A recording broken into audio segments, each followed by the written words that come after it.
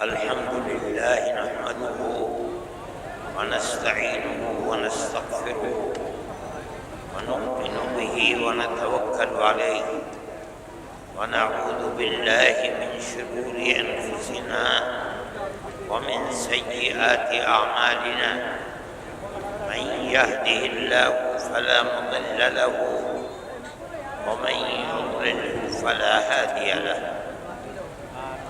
ونشهد أن لا إله إلا الله وحده لا شريك له ونشهد أن سيدنا ومولانا محمدا عبده ورسوله أما بعد علماء کرام اور قرب و جوار سے جلسے میں شریک ہونے والے معزز حاضرین، یہ جلسہ جمعیت علماء یو پی نے کوئی عمومی جلسہ نہیں بلایا، اس کے لیے یو پی کے مشرقی اضلاع میں اس جگہ کو منتخب کیا گیا ہے تاکہ یو پی کے اندر مدارس پر گورنمنٹ کی طرف سے جو طرح طرح کے نوٹس آ رہے ہیں، مدرسوں کو بند کیا جا رہا ہے، مشرقی یو پی ہی میں ان اہل مدارس کو جمع کیا جائے اور اس سلسلے کے اندر کس طرح آگے بڑھا جائے اپنے مدارس کی حفاظت کے لیے، اس طریقہ کار سے انہیں آشنا بنایا جائے۔ ورنہ تو ہمارے احباب میں کس نے یہ کہا کہ سب سے پہلے مدارس پر جس گورنمنٹ نے ہاتھ ڈالا تھا وہ آسام ہے، وہاں بی جے پی کی گورنمنٹ ہے، وہاں جا کر جلسہ کیا جائے۔ اس کے بعد اتراکھنڈ کی سرکار نے مدارس کے اوپر ہاتھ ڈالا، پھر اس کے بعد مشرقی یو پی نے ہاتھ ڈالا، اور اب چند دنوں کی خبر ہے کہ ہریانہ سرکار نے پانی پت وغیرہ کے اندر مدارس کے اوپر نوٹس بھیجنے شروع کر دیے ہیں۔ کچھ لوگوں کی رائے تھی کہ ہمیں لکھنؤ میں جلسہ کرنا چاہیے، لیکن ہم نے ابتدا کے اندر غور و خوض کر کے، چونکہ بڑے بڑے مدارس کی جگہ یہ صوبہ ہے، ہمارا صوبہ ہے، اس لیے ہمیں پہلے یہاں اپنی چیز کو پیش کرنا چاہیے، اور خاص طریقے پر مشرقی یو پی کے اندر ارباب مدارس کو جمع کر کے ان سے گفتگو کرنی چاہیے، کوئی عام جلسہ نہیں ہے۔ ارباب مدارس پڑھے لکھے لوگ ہیں، آپ حضرات جانتے ہیں، اس لیے ہم آپ ہی سے گفتگو کرنا چاہتے ہیں، اور اس واسطے سے اپنی بات صوبائی گورنمنٹ بلکہ ہم مرکزی گورنمنٹ تک اپنی بات کو پہنچانا چاہتے ہیں۔ مدارس اسلامیہ صرف درسگاہیں نہیں ہیں۔ جو لوگ یہ سمجھتے ہیں کہ مدارس کا مقصد صرف کتابیں پڑھنا پڑھانا ہے، وہ غلط سمجھتے ہیں۔ آپ کے سامنے ایک مجمع ہے ہزاروں آدمیوں کا، یقیناً اس مجمع کے اندر وہ لوگ بھی ہوں گے جو میری اس آواز کو صوبائی اور مرکزی گورنمنٹ تک پہنچائیں گے۔ میں آپ سے یہ بات کہتا ہوں کہ مدارس کا کردار اس ملک کی جڑوں کے اندر گھسا ہوا ہے۔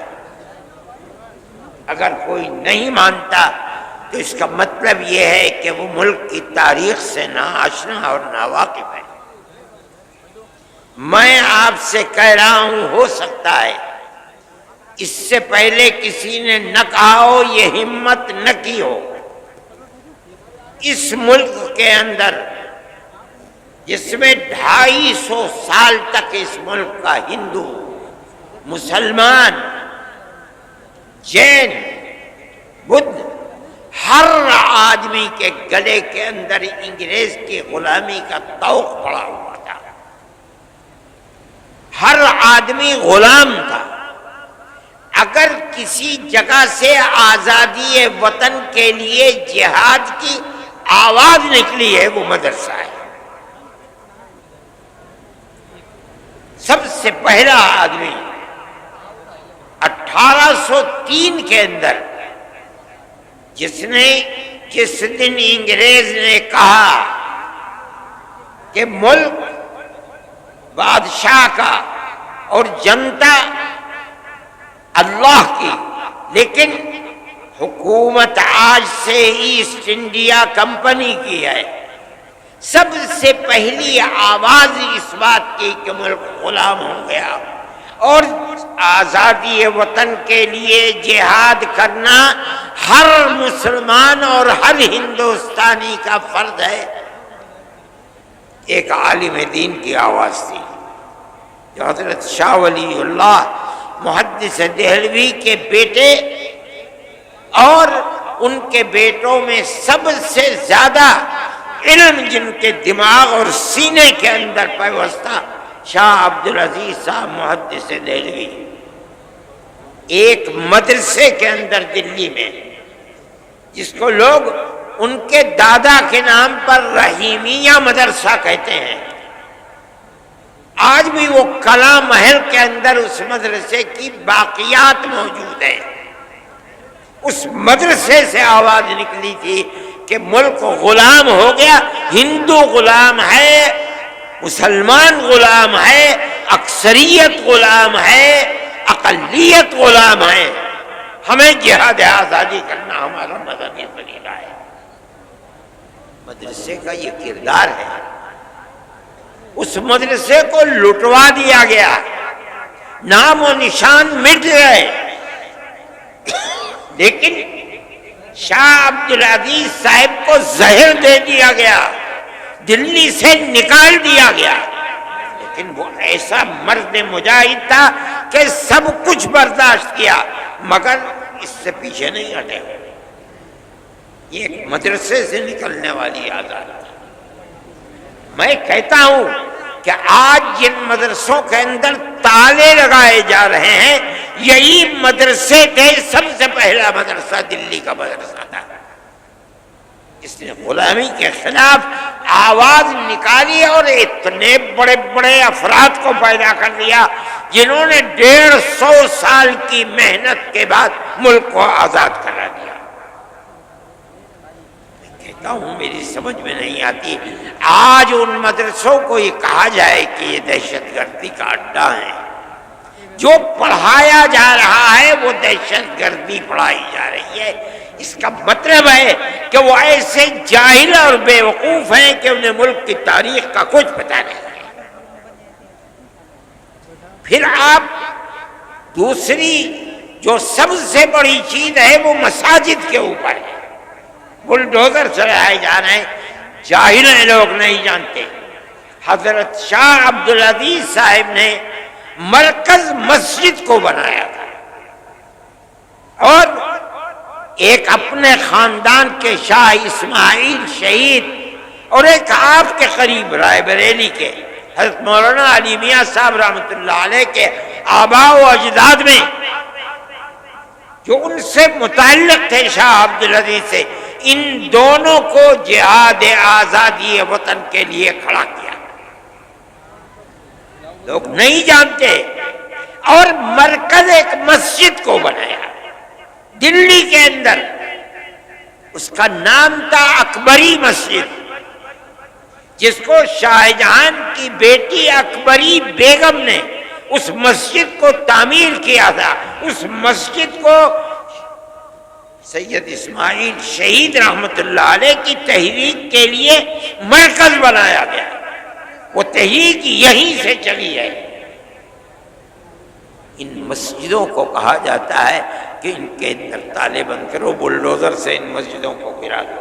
ارے پاگل ہو، بے وقوف ہو، اگر تمہارے گردن کے اندر غلامی کا طوق پڑا ہوا تھا، تم غلام تھے انگریز کے، تمہارے اندر ہمت نہیں تھی کہ تم انگریز کے خلاف کچھ کہہ سکو، اگر آواز اٹھی ہے انہی مسجد اور انہی مدرسوں سے اٹھی ہے۔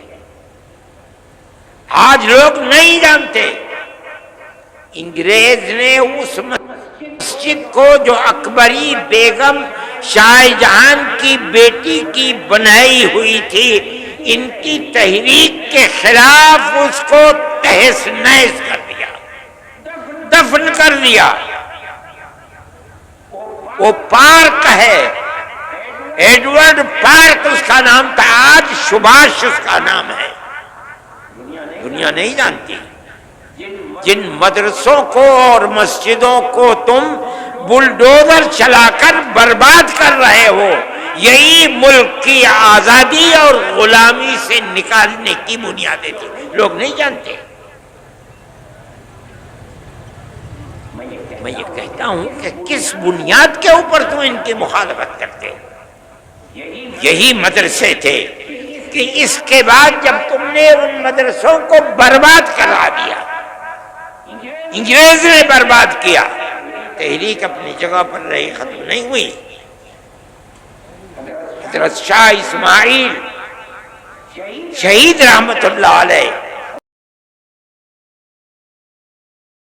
یہاں تک کہ سن 1832 کے اندر وہ شہید ہو گئے جہاد کرتے کرتے، چھوڑ دیا لوگوں نے، تتر بتر ہو گئے، لیکن لوگ واپس آئے، اور آنے کے بعد سن 30-32 سے لے کر سن 57 تک اپنا کام کرتے رہے، یہاں تک کہ 1857 کے اندر انہوں نے پھر دوبارہ جہاد کو بلند کیا، جس کو انگریز نے غدر کا نام دیا۔ اس جہاد کے اندر تاریخ کو اٹھا کر دیکھو، آج مصیبت یہ ہے کہ مرکز سے لے کر صوبائی حکومت تک کوئی پڑھنے والا آدمی نہیں ہے، بڑے سے بڑا ان پڑھ آدمی بیٹھا ہوا ہے۔ سن 1857 کے اندر جہاد کے اندر صرف دلی میں روشن مستقبل، روح روشن مستقبل، ان کتابوں کو اٹھا کر دیکھو، صرف دلی کے اندر 32,000 علماء کا قتل ہوا ہے۔ کون لوگ تھے؟ یہ وہی تحریک تھی جو شاہ عبدالعزیز صاحب رحمت اللہ علیہ نے دلی کے ایک مدرسے سے اس تحریک کو بلند کیا تھا، جس کا مرکز اکبری مسجد کو بنایا تھا۔ اس مسجد کی در و دیوار آج بھی اینٹیں دفن ہیں۔ ابھی 5-7 سال پہلے شعیب اقبال جو اسمبلی کے ممبر ہوا کرتے تھے، اتفاق سے وہ زمین کو کیوں کھودا نہیں معلوم، اس کے باقیات مل گئے، لیکن بی جے پی گورنمنٹ نے ان کو باقیات کو باقی نہیں رہنے دیا، اس کو پھر پاٹ کر کے زمین کے اندر دفن کر دیا گیا۔ وہ ایک تاریخ تھی۔ یہ مسجدیں اور یہ مدرسے اسی تاریخ کے نمونے ہیں۔ کوئی ہے مائی کا لال بتائے وہ کون سی جگہیں ہیں جہاں سے آزادی وطن اور غلامی کی زنجیر کو نکال کر پھینکنے کے لیے مرکز بنائے؟ کوئی بتا سکتا ہے؟ میں مسلمان ہوں، میں کہہ رہا ہوں علل تاریخ کی کتابوں کو پڑھو، اگر غلط کہہ رہا ہوں بتاؤ غلط ہے۔ کیوں مدرسوں کے پیچھے پڑے ہوئے ہو؟ ہمارا تعلق کوئی سیاست سے نہیں ہے۔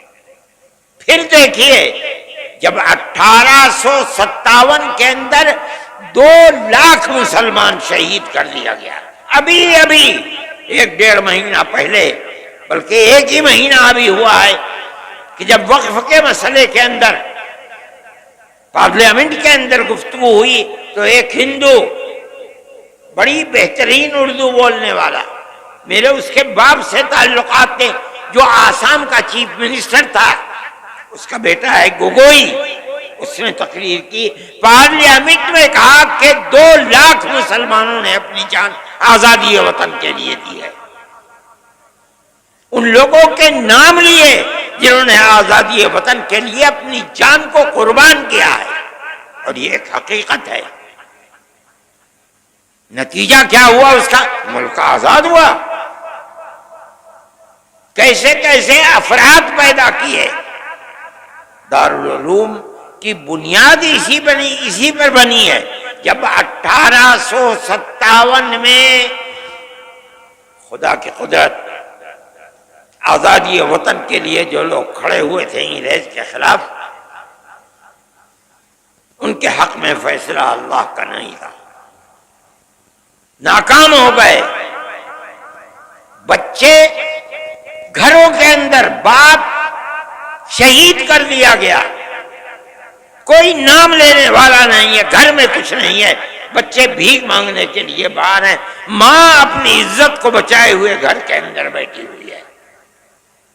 چرچ کے لوگ نکل رہے ہیں، ان بچوں کا ہاتھ پکڑ رہے ہیں، ہمیں دو بچے کو، ہم اسے مفت پڑھائیں گے، مفت لکھائیں گے، مفت کپڑے دیں گے پہننے کے لیے، پڑھا کر کے ملازمت دیں گے کہ اپنے پیٹ کو بھی پالے گا، تمہارے پیٹ کو بھی پالے گا۔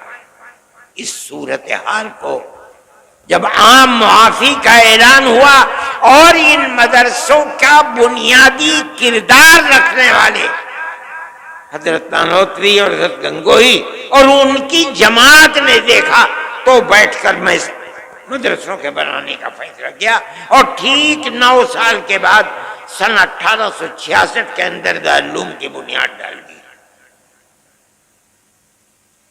اس بنیاد کے بعد سب سے پہلی شخصیت جو سامنے آئی ہے وہ حضرت شیخ الہند رحمۃ اللہ علیہ کی شخصیت کہی جاتی ہے۔ ان کے شاگردوں کے شاگرد یہ لوگ ایسے تھے کہ جن کے رگو پے کے اندر خون تھا، اور وہ خون آزادی وطن کا تھا۔ وہاں سے پھر آزادی کی تحریک، چین سے نہیں بیٹھے، 2 مرتبہ شکست ہوئی۔ ایک مرتبہ تو وہ شکست ہوئی جس کے اندر شاہ عبدالعزیز صاحب کے 2 شاگرد تھے، اور ایک مرتبہ 1857 کی شکست۔ اس کے بعد انہوں نے دارالعلوم دیوبند کی بنیاد ڈالی۔ کس لیے؟ حضرت شیخ الہند رحمۃ اللہ علیہ فرمایا کرتے تھے کہ حضرت الاستاد حضرت نانوتوی رحمۃ اللہ علیہ نے جس لیے دارالعلوم کی بنیاد رکھے میں اسے جانتا ہوں۔ صرف کتابوں کا پڑھانا نہیں تھا، بلکہ غلامی کی زنجیروں کو توڑ کر پوری قوم ہندو مسلم کی قوم کو زندہ و آزادی کے ساتھ ملک میں جینے کا حق دلانا تھا۔ یہی بنیاد تھی کہ وہ تنہا نہیں بیٹھے، انہوں نے اپنے شاگردوں کو لیا۔ دارالعلوم کی بنیاد جس مقصد کے لیے پڑی وہ یہ مقصد تھا۔ پھر ایک مدرسہ نہیں، اس مدرسے سے 50 سال کے اندر سن 66 سے لے کر تقریباً 80 سال کے اندر ہزاروں مدرسے ملک کے اندر بنا دیے گئے، یہاں تک کہ سن 47 کے اندر ملک آزاد ہو گیا۔ ان مدرسوں کی بنیاد کیا تھی؟ آزادی وطن بنیاد تھی۔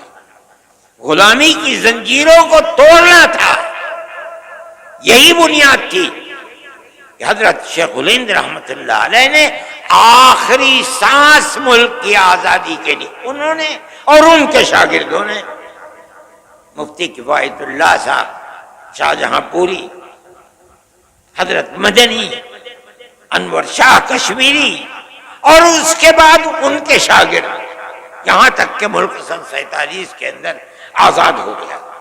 اور حضرت شیخ الہند رحمۃ اللہ علیہ کے اندر اللہ نے آزادی وطن کے لیے کتنی طاقت رکھی تھی اور کیسا جذبہ تھا، ایسے افراد دنیا کے اندر کم ملتے ہیں۔ حضرت جب واپس آئے مالٹا کی جیل سے سن 1919 کے اندر، بلکہ سن 1920 کے اندر، جمعیت علماء 19 میں قائم ہوئی اور 20 میں حضرت شیخ الہند مالٹا کی جیل سے ہندوستان واپس آئے ہیں۔ تو ریاست بہاولپور کے ان کے جو سب سے قریبی آدمی تھے، گویا کہ وزیر اعظم تھے سر رحیم بخش، انگریز نے ان کو سر کا خطاب دیا تھا، انگریز نے ان کو بھیجا تاکہ حضرت شیخ الہند سے ملے اور یہ کہیں کہ حضرت آپ چلے گئے، دارالحدیث دارالعلوم دیوبند کی سونی ہو گئی، لوگ آپ کے پاس آ کر کے تصوف کی مشق کیا کرتے تھے، ذکر الہی میں مشغول تھے، وہ بھی سلسلہ ختم ہو گیا۔ اب آپ چند روز ہے، خدا جانے کتنے دن کی زندگی ہے، آپ ایک جگہ بیٹھ جائیے۔ آپ نے پوری کوشش کر لی انگریز کو ہٹانے کے لیے، مگر انگریز حکومت تو اپنی جگہ سے ٹس سے مس ہوئی نہیں ہے۔ تو پھر آپ کو اپنی زندگی، وہ کام جو آپ کے بعد ختم ہونے کو ہیں، انہیں پھر دوبارہ زندہ کرنا چاہیے۔ وہ بوڑھا آدمی جو وہاں سے آنے کے بعد 1 سال اور کچھ مہینے زندہ رہ سکا، اس نے کیا جواب دیا؟ اسی مدرسے سے نکلے ہوئے لوگ تھے، انہوں نے کہا آپ اپنی بات پوری کر چکے؟ کہا کر لی۔ کب؟ فرمایا کہ میں بوڑھا ہو گیا، جس سرزمین پر انگریز کی حکومت ہے وہاں جینا تو جینا، اس سرزمین پر مر کے دفن ہونا بھی مجھے گوارا نہیں ہے۔ میں تو ہندوستان صرف اس لیے آیا ہوں کہ میں آ کر اعلان کروں کہ انگریز کی غلامی حرام ہے۔ میں بوڑھا ہو گیا، میرے پیروں میں چلنے کی طاقت نہ رہی اگر، تو میں اپنے شاگردوں سے کہوں گا کہ مجھے ایک چارپائی پر لٹا دیں اور اپنے کاندھوں پر لے کر ملک کے گاؤں گاؤں جائیں اور میں ہر گاؤں میں یہ اعلان کروں کہ انگریز کی غلامی حرام ہے۔ یہ تڑپ کس میں پیدا ہوئی؟ کہاں سے پیدا ہوئی؟ مدرسوں سے پیدا ہوئی ہے۔ ان مدرسوں کو بنایا کس لیے گیا؟ دارالعلوم کو کس لیے بنایا گیا؟ دارالعلوم سے 25,000 مدرسوں کو کس لیے بنایا گیا؟ اس ملک کے اندر آزادی کے جذبہ جہاد کے لیے بنایا گیا، ہندو مسلم محبت کے لیے بنایا گیا، ملک کے اندر امن و امان قائم کرنے کے لیے بنایا گیا۔ تم ان مدرسوں کو کیوں ان کی جڑ کو کھودتے ہو؟ وہ تم سے کچھ نہیں لیتے۔ مسلمان رکشا چلاتا ہے اور صبح سے شام تک جو ملتا ہے اس میں سے 2 پیسے اپنے مدرسے کو ہی دیتا ہے۔ ہم تو کسی دولت مند کے سے پیسے نہیں مانگتے، کسی گورنمنٹ سے پیسہ نہیں مانگتے۔ ایک مرتبہ اندرا جی تھیں، نہیں سونیا جی تھیں، اور ارجن سنگھ زندہ تھے، انہوں نے اور سہیل صدیقی، جن کو پارلیمنٹ نے کالج اور یونیورسٹیوں کے اقلیتی کردار کے لیے ان کو امین بنایا تھا، وہ بھی تھے۔ ان سب نے مل کر کے ایک کمیٹی دلی کے اندر بنائی، انہیں لوگ مل بھی گئے، کچھ لوگ تھے، مولی فضائل تھے گورکھپور کے، اور دوسرے لوگوں نے مل گئے، انہوں نے بلا لیا، مجھے بھی بلایا، مگر میں بھول گیا۔ مجھے ایک صاحب نے کہا کہ بھائی انہوں نے بلایا تھا تم گئے نہیں، مجھے یاد آیا، میں فوراً گھر میں گیا، بریف کیس میں ایک جوڑی کپڑا رکھا، اور ایک گاڑی 10 بجے جاتی تھی، میں اس گاڑی میں سوار ہو کے دلی پہنچ گیا۔ صبح کی میٹنگ تو ختم ہو گئی تھی، ظہر کے بعد 2 بجے کی میٹنگ تھی، میں بریف کیس اٹھا کر کے وہاں چلا گیا، جا کے بیٹھ گیا۔ انہوں نے مجھے دیکھا تو اسٹیج کے اوپر بلا لیا، جلسہ شروع ہو گیا، میرا نام آیا تو میں کھڑا ہو گیا، اور میں نے کہا کہ مدارس کے سلسلے میں آپ جو تحریک چلا رہے ہیں کہ مدارس مدرسہ بورڈ سے ملحق ہو، اور آپ 800 کروڑ کا بجٹ بھی لے کر کے آ گئے، آپ کیوں یہ چاہتے ہیں؟ آپ کو مدرسوں کی کردار کا پتہ ہے کہ مدرسوں نے کیا کیا ہے۔ میں نے ان کے سامنے یہ چیز رکھی کہ ملک غلام تھا، مدرسوں کی تحریک دارالعلوم دیوبند سے چلی، بنیاد اس کی کیا تھی؟ آپ سے وہ 2 پیسے نہیں چاہتے، اس لیے کہ انہیں یقین ہے کہ اگر آپ پیسہ دیں گے تو کل کو آپ ان کے نظام تعلیم میں بھی دخل دیں گے، ان کے نصاب تعلیم میں بھی دخل دیں گے، وہ اپنے آپ کو آزاد رکھنا چاہتے ہیں۔ ارجن سنگھ کہنے لگے کہ ہم وعدہ کرتے ہیں کہ ہم دخل نہیں دیں گے۔ میں نے کہا میں نہیں کہتا ہوں کہ آپ جھوٹ بول رہے ہیں، بالکل سچ بول رہے ہیں، لیکن آپ میری ایک بات کا جواب دیں، ابھی الیکشن کے اندر 2 سال باقی ہیں، 3 سال گزر چکے، اقتدار کی کرسی پر آپ بیٹھے ہیں،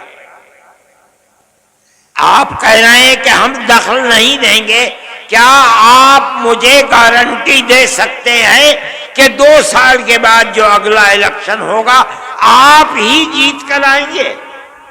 کہنے لگے نہیں گارنٹی نہیں دے سکتے۔ میں نے کہا ٹھیک کہتے ہیں، آپ تو 2 سال کی بھی گارنٹی نہیں دے سکتے، اور میں مدرسے کا آدمی ہوں، میں اپنے دل کے اندر یہ ارمان رکھتا ہوں کہ اگر اللہ نے مجھے قیامت تک کی زندگی دی تو میں قیامت تک مدرسے کو زندہ رکھوں گا، میرا آپ سے کیسے ساتھ ہو سکتا ہے؟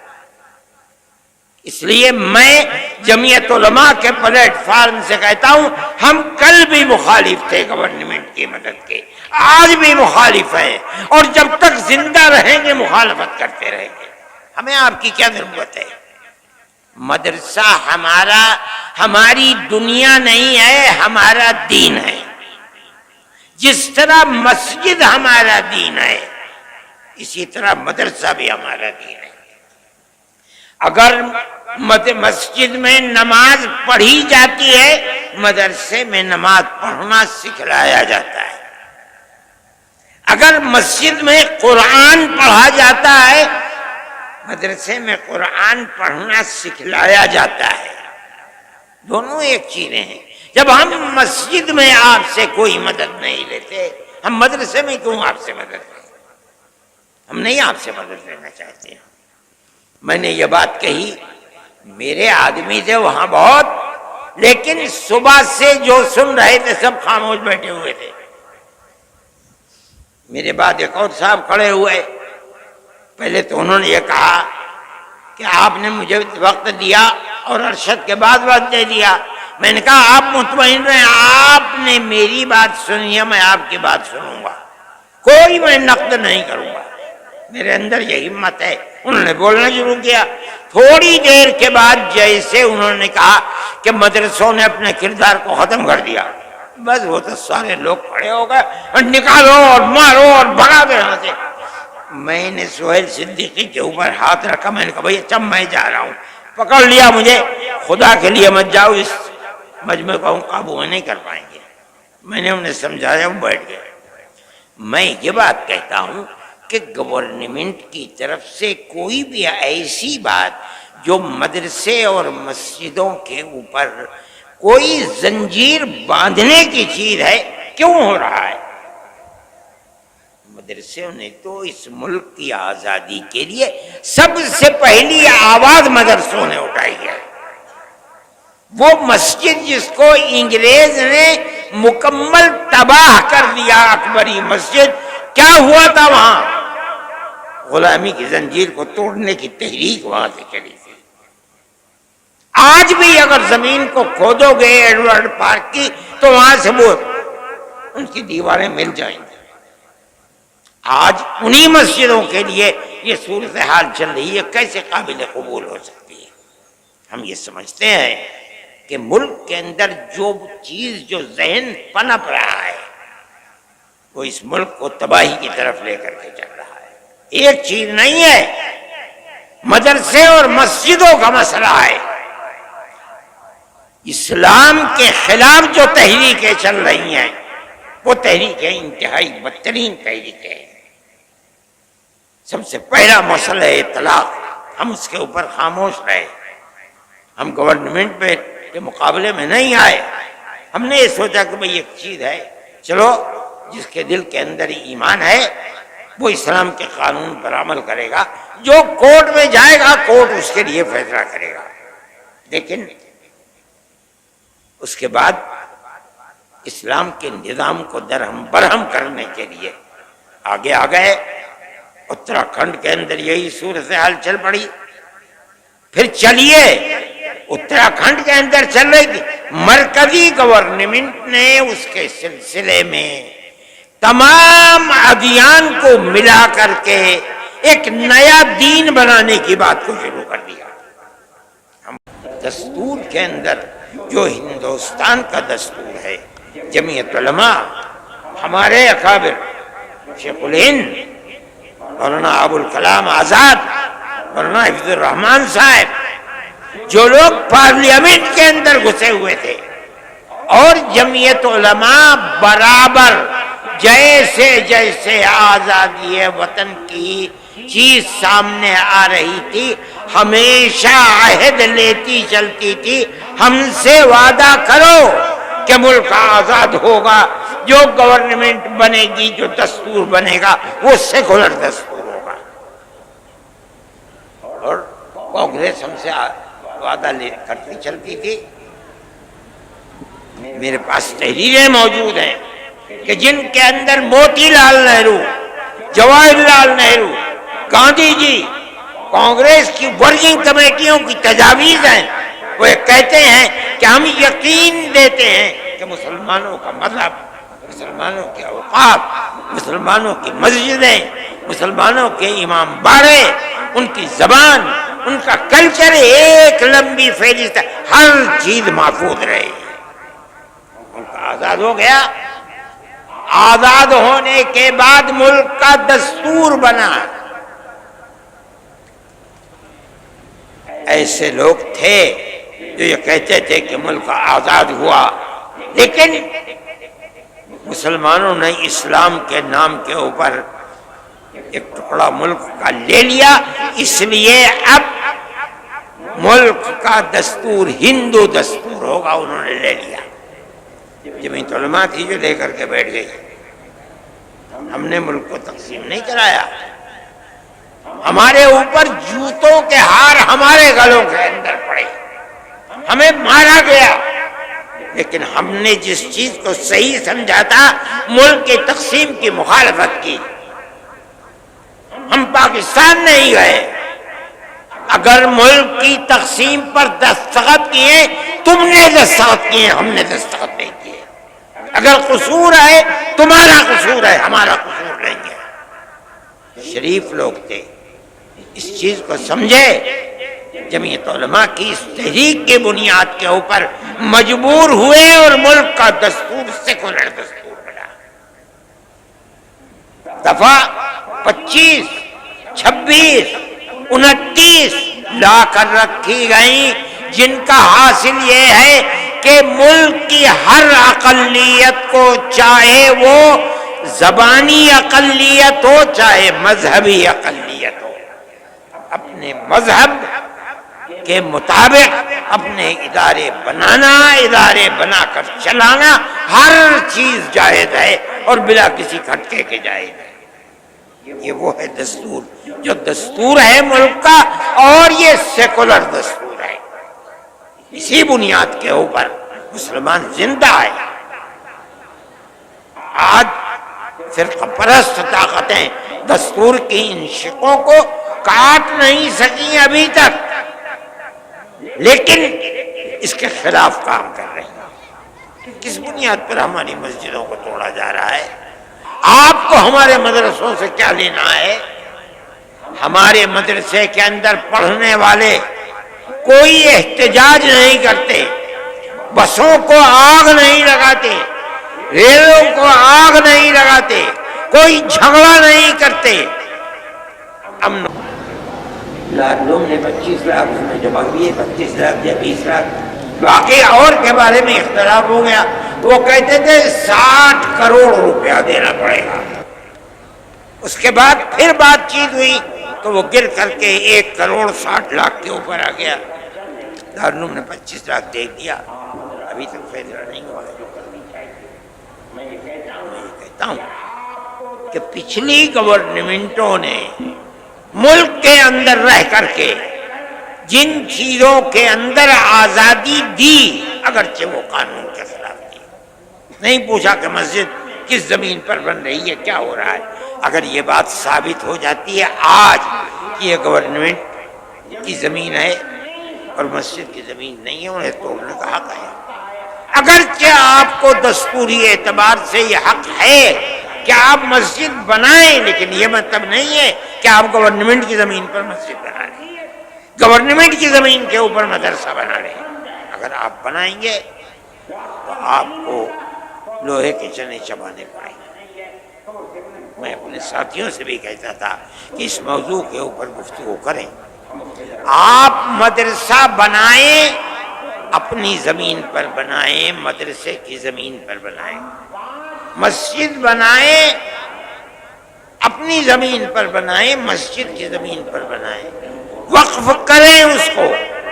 یہاں ایک مسئلہ آتا ہے، آج اگر آپ یہ چاہیں کہ آپ کو مسجد بنانے کی اجازت مل جائے گورنمنٹ سے، آپ تمام شرائط کو پورا کر دیں۔ شرائط کو پورا کرنے کے بعد گورنمنٹ، صوبائی گورنمنٹ، مرکزی گورنمنٹ آپ کو مسجد بنانے کی اجازت دے دے۔ آج کی صورتحال یہ کہ آپ کو اجازت نہیں مل سکتی، پھر کیا کریں گے آپ؟ آپ مشترکہ مکان، پنچایت گھر، اس طریقے کا مکان بنانے کی اجازت دیں، اپنے پنچایت بھی کریں اور آپ اس کو مسجد کے طریقے پر بھی استعمال کریں۔ لیکن یہ غلطی کبھی مت کیجیے گا کہ نقشے کی منظور کرائے بغیر یا اپنی زمین کے علاوہ گورنمنٹ کی کسی زمین کے اوپر آپ کر لیں، تو جس طرح آپ کی بنائی ہوئی ان کالونیوں کو بلڈوزر سے سینکڑوں مکانات کو تباہ کیا جا رہا ہے، اسی طرح آپ کی مسجدوں اور مدرسوں کو بھی تباہ کیا جائے گا۔ آپ اسے یقین سمجھیے اور اس کے لیے آپ کو کوشش کرنی چاہیے۔ میرے بھائی، وقف کے مسئلے کے اندر بھی ہم اسی طرح گئے ہیں۔ اوقاف کا مسئلہ اپنی جگہ کے اوپر بڑا اہم مسئلہ ہے۔ ہماری لاکھوں ایکڑ زمین ہے ملک کے اندر، جو اوقاف کی زمینیں ہیں، یہ وقف یوزر استعمال کی ہوئی زمین کو اگر اس کے پاس کاغذات وقف کے نہیں ہیں، علامتیں وقف کی ہیں، آپ اسے قبول کر لیں۔ یہ جمعیت علماء کے اکابر کا معاملہ تھا۔ ملک کی تقسیم کے بعد بے پناہ ایکڑ زمین اوقاف کی تھی، ان لوگوں نے بیٹھ کر جو وقف سن 54 کے اندر قانون بنا، جواہر لال زندہ تھے، استعمال دلیل ہے اس بات کی کہ یہ وقف ہے۔ کوئی کاغذ نہیں ہے. 500 سال 600 سال پرانی مسجد ہے. آپ کے یہاں جونپور کے اندر کیسی بڑی بڑی مسجدیں معلوم ہوتا ہے قلعے ہیں. 400 سال 500 سال پرانی مسجدیں ہیں. کسی کاغذ